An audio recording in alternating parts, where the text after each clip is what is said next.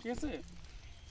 এই মাকড়গুলো এটা আমরা রস শোষণ করবে এবং আপনার পাতা এবং মূল যে কষিটা আছে মূল কষির আপনার রস খেয়ে গাছটাকে আপনার রোগে আক্রান্ত করবে। ঠিক আছে। আর আপনি জানেন যে সাদা মাছির জেসিড এবং লাল মাকড় এবং অন্যান্য কিছু পোকা আছে যেগুলো হলো ভাইরাস রিপ্রেজেন্টেটিভ করে। পেঁপের একটা মহামারী একটা রোগের নাম হলো মোজাইক ভাইরাস। আলাল ভাই আপনি এখানে আসেন। এটা হলো মোজাইক ভাইরাস। এই মোজাইক ভাইরাস একটা পেঁপে গাছ থেকে দূরে রাখার জন্য আমাদের প্রতিনিয়ত আমাদের যে এই সাদা মাছির জেসিড এবং জাপ পোকা এবং লাল মাকড় দূর করার জন্য যে কীটনাশকগুলো আছে এগুলো আমরা ব্যবহার করি।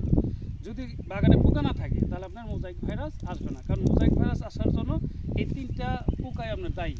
এরা একটা গাছে ভাইরাস থাকে, ওই আক্রান্ত গাছ থেকে রস খায় এবং পরবর্তী একটা ভালো গাছে এসে বসে সেই গাছের যে রোগটা আছে অন্য ভালো গাছে সরাই। সেক্ষেত্রে আমরা যদি প্রতিনিয়ত আমাদের যে ইমিডাক্লোপিড গ্রুপের মেডিসিন আছে এবং কি মাকড়নাশক আমাদের অ্যাবামেকটিন গ্রুপের মেডিসিন আছে, আমাদেরটা হলো ইমিডাক্লোপিড, সিকোফিডর এবং কি আমাদের উইনমেক, এগুলো যদি আমরা প্রতিনিয়ত ব্যবহার করি ইনশাল্লাহ আপনার বাগান মোজাইক হাত থেকে আপনার বাগান রক্ষা পাবে।